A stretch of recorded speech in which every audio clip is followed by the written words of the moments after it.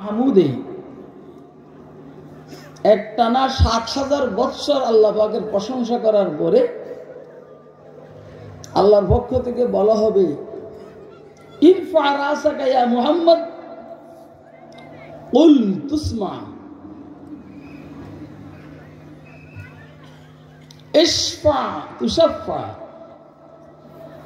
এইসব ৭,০০০ বছর হুজুর সাল্লাল্লাহু আলাইহি সাল্লাম সিজদায় পড়ে আল্লাহর প্রশংসা করবেন। মুসনাদে আহমদের রিওয়ায়াতে এসেছে, হুজুর বলছেন এই ৭,০০০ বছরের ভিতরে একটা শব্দ ও আল্লাহর প্রশংসায় আমি দ্বিতীয়বার রিপ্লাই করব না।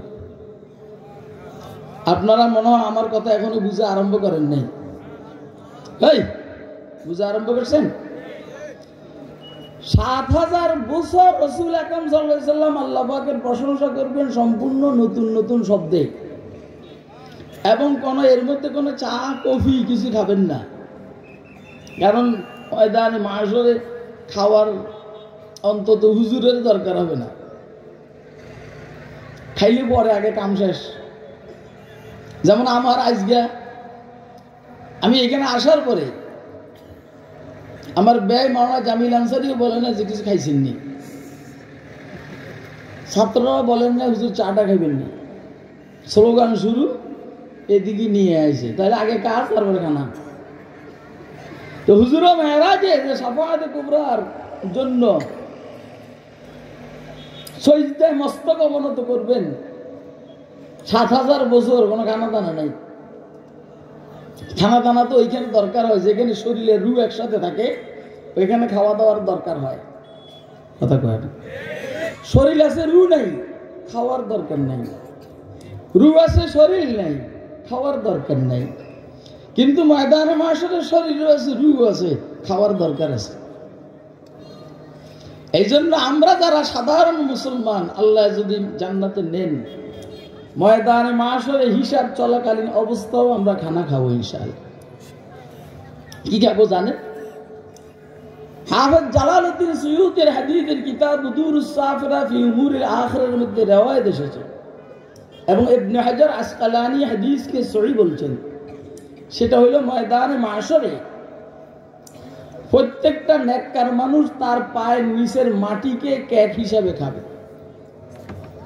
কেক কেক কি কি এরা যে সুবহানাল্লাহ শিখি না। তোমরা কি মনে করো মেয়া আমি এমনি কথা বলতে আছি, বানাইয়া কথা বলতে আছি মনে করো? আমি বলছি শরীর আর রু একসাথে থাকবে, খাওয়ার জরুরত। জান্নাতে শরীরের রু একসাথে, খাওয়ার জরুরত। কবরের রু আছে শরীর নেই, খাওয়ার দরকার নেই। কথা কয় না কেন? মারা যাওয়ার পরে শরীর আছে রু নেই, খাওয়ার দরকার নেই। দুনিয়াতেও শরীর আছে রু আছে, খাওয়ার দরকার আছে। আর ময়দানে মাশর শরীরের রু আছে, খাওয়ার দরকার আছে। হুজুর খাবেন না ৭,০০০ বছর, কত হাজার বছর পরে খাইবেন কিনা আশা করি খাবেন ইনশাআল্লাহ। কি খাবেন দেখা যাবে না কি খাবেন। आसियों पर कौसर तस्नीम की बारिश हुई, आसियों पर कौसर तस्नीम की बारिश हुई, और ये सब कुछ बहक़्क़े सरवर आलम हुआ, और ये सब कुछ बहक़्क़े सरवर आलम हुआ। नामे नामी मुहम्मद भी अजब तोहफा है जू,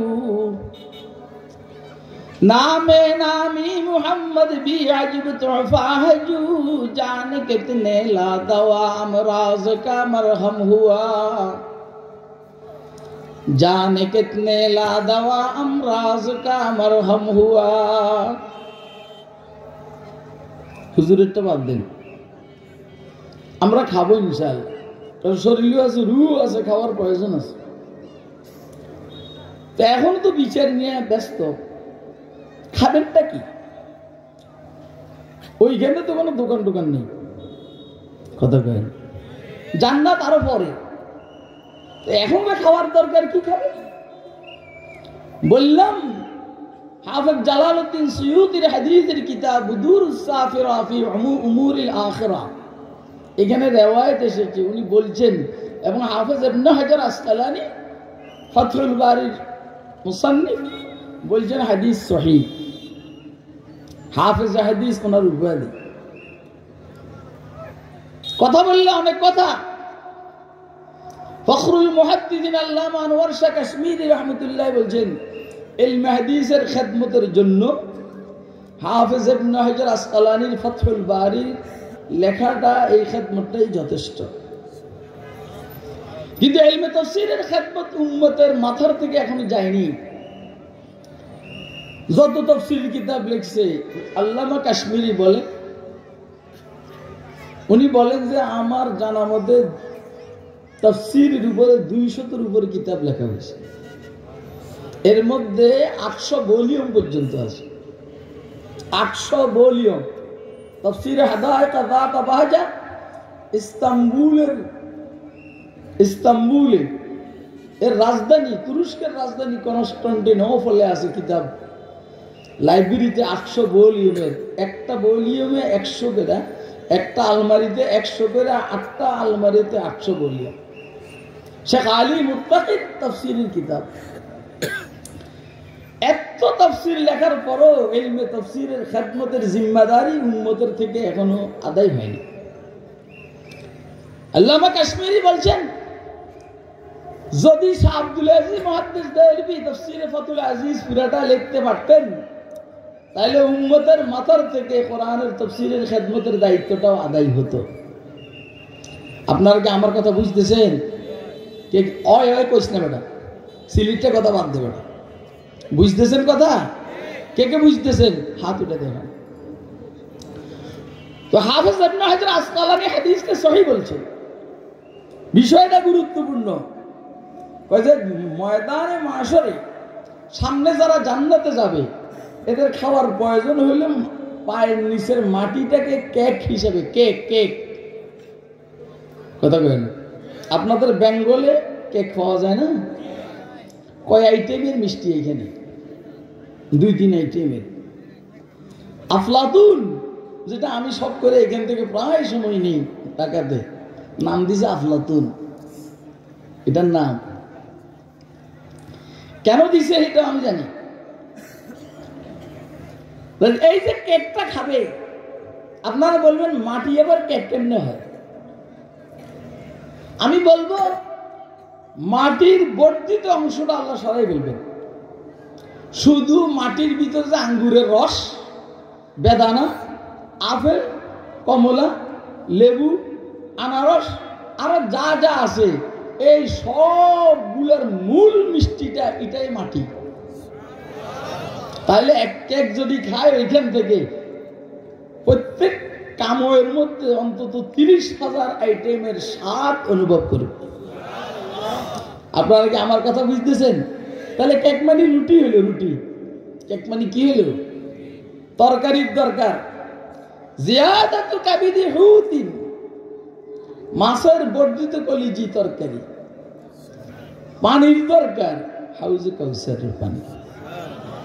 কথা কয় না। কিন্তু হুজুর এখন খাবেন না, কারণ হুজুর ব্যস্ত। হুজুরকে আল্লাহ শাফাআত কুবরা দিবেন। বক্তব্য হলো কেন শাফাআত কুবরা হুজুরকে দিবেন? এই জন্য দিবেন, হুজুর সাল্লাল্লাহু আলাইহি সাল্লাম পুরা মানবতার সাথে বিনয়ী ছিলেন। হুজুর বড় বিনয়ী, নিজেকে খুব ছোট মনে করতেন। কথা কয় নিজেকে কি আমরা বললেন, আমরা কি নিজেদের ছোট মনে করি না বড় মনে করি? আমি শাইখুল হাদিস, আমি আবার কারে সালাম দিব? এই হলো বড়। আমি মাদ্রাসার প্রিন্সিপাল, আমি আবার মেহমানের একরাম কিভাবে করবো? আমি তো বসেই থাকি। অত মান কানা ইউমিনু বিল্লাহি ওয়াল ইয়াউমিল আখির ফালইউকরিম যায়ফাহু, যে আল্লাহকে বিশ্বাস করে, আখিরাতকে বিশ্বাস করে, তার এটা দায়িত্ব হলো সে তার মেহমানের একরাম করবে। কথা কয় না কেন? মেহমান যত ছোট হোক না কেন, মেহমানের একরাম করা মেজবানের ইমানি দায়িত্ব, নৈতিক দায়িত্ব। তো এটা কি ছোট হওয়ার আলামত না বড় হওয়ার আলামত? যাও, তোর কে কইছে চা দিবে? আমার বয়ানের টাইমে আমি চা খাই না, সারা জীবনের ইতিহাসে নেই আল্লাহর রহমতে। আমি এখন উম্মতকে কথা বুঝাবো, আমি চা খামো আর ফান সাবাবো বদর বদর, উম্মতকে বুঝাবো মেয়া। এখন তো আমার সব সারা শরীর মাথা সব কিছুর ফেকের হইল, কিভাবে আমি আমার আলোচ্য বিষয়ে উম্মতকে বুঝাবো? কিভাবে? আপনারা কি আমার সাথে একমত? এই জন্য যারা এই চেয়ারে বসবেন, কেউ পান খাওয়ার অনুমতি নেই, স্টেজের কাহারও চা খাওয়ার অনুমতি নেই। যদি এদেরকে আপনারা খেতে হয়, মাহফিলে নিচে যারা বসে কষ্ট করতেছে, এদেরকে চা আর পান খাওয়াবেন আগে। কথা কয় না? আপনারা কি আমার বক্তব্যের সাথে একমত? কে কে একমত হাত তুলে দেখান। তাহলে যারা এই চেয়ার সব পিছনের চেয়ারে বসে চা আর পান খাওয়ার অভ্যাস বাদ দেন আজকে। হুজুর সাল্লাল্লাহু আলাইহি সাল্লামকে আল্লাহ শাফাআত কুবরা দিবেন কেন? দেখেন, হুজুর খুব বিনয়ী। হুজুরের চাইতে দামি কোনো মানুষ আল্লাহ বানাইছেন না। আরে কথা কয় না। এক ইহুদি এসে হুজুর সাল্লাল্লাহু আলাইহি সাল্লামকে নালিশ দেখো, হুজুর আমনের সাহাবী আমারে দিছে থাপ্পড়। এই বুখারী শরীফে ভাই কিতাবুত তাফসীরের মধ্যে আছে। তো জিজ্ঞেস করছে, কি লেখা পড় দিছ? হুজুর হে কয়, সমস্ত প্রশংসা আল্লাহর জন্য যে আল্লাহ মূসা আলাইহিস সালামকে সমস্ত মাখলুকাতের উপরে নির্বাচিত করছে। আমি বললাম, আলা মুহাম্মদ আইয়া, মুহাম্মদের উপরেও? হে কয়, মুহাম্মদের উপরেও। এই জন্য আমার রাগ উঠছে আর থাপ্পড় মারছি। আমার রসুলের চাইতে দামি তো কাহাকে আল্লাহ বানান নাই। কথাটা ঠিক নেই? আরে বেটা কথা কয় ঠিক নেই? ওই আমার মায় কিটা দাও, ওইটা আমার হইতে আসে না। মানে আপনার তো আমি দাঁড়াই যাবো গা। জুনায়েদ আল হাবিব সাহেব বৈশা পারে না, কারণ বৈশা ওয়াজ করলেও শরীরে দেয় না, সত্যি দেয় না। আর আমি শুরু করি বৈশা, কিন্তু আমি এই মনে হয় যেন পিছনের নিচের থেকে ঠেলে দাঁড়া, অর্থাৎ তুলের মতো শরীর, এটা লাভ দিয়ে উঠতে তাড়াতাড়ি আগে সেটিং করে আমার উঠেছে। দোস্ত হাবাব, হুজুর বা বিনয়ী সাহাবী বলছেন থাপ্পড় মারছি এই জন্য। হে কয়, মূসা আলাইহিস সালাম নাকি আপনার থেকেও দামি। হুজুর সাল্লাল্লাহু আলাইহি সাল্লাম কি বলছেন শুনবে? লা তুখাইয়িরুনি লা তুখাইয়িরুনি বাইনাল আম্বিয়া, তোমরা আমাকে মিন বাইনিল আম্বিয়া, পয়গম্বরদের থেকে আমাকে তোমরা ভালো বানাইও না, বড় মনে করো না। লা তুখাইয়িরুনি মিন বাইনিল আম্বিয়া। দেখেন, হুজুর সাল্লাল্লাহু আলাইহি সাল্লাম সবচেয়ে দামিনী। আরে বেটা কথা কচ্ছা, দামিনী এটা আমি ওয়াজ করে বুঝাইতেই আমার। কিন্তু হুজুর বলছেন কি, যে তোমরা আমাকে পয়গম্বরদের থেকে, যত পয়গম্বর আছে তাহার থেকে ইখতিয়ার করো না। অন্য রাওয়াতে আছে, লা তুফাজ্জিলুনি আলা ইউনুস ইবনে মাত্তা।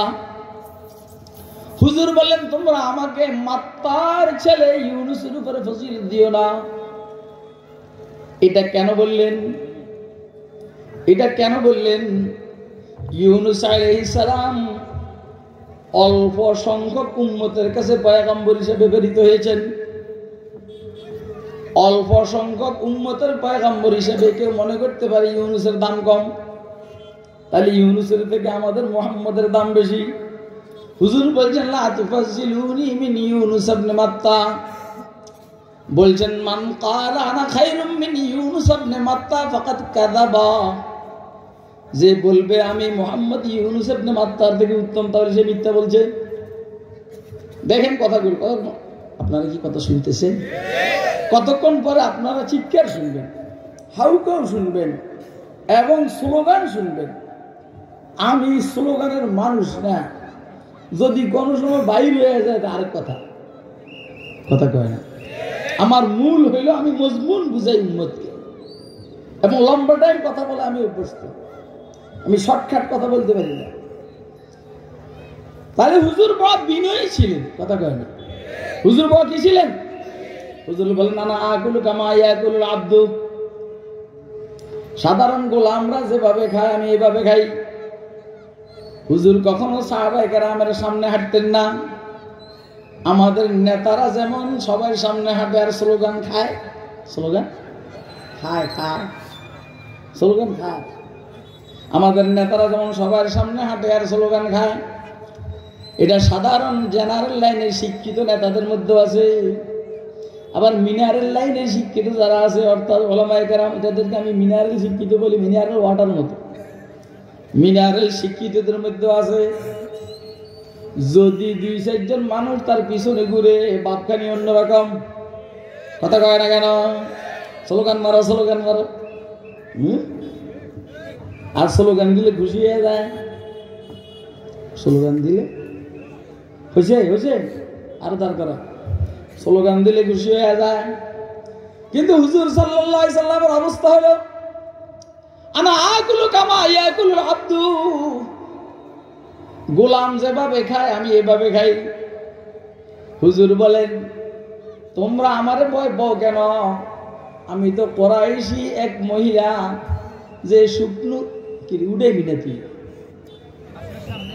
আর আমি দাঁড়ামই গাদা আইসিস করতে গিয়ে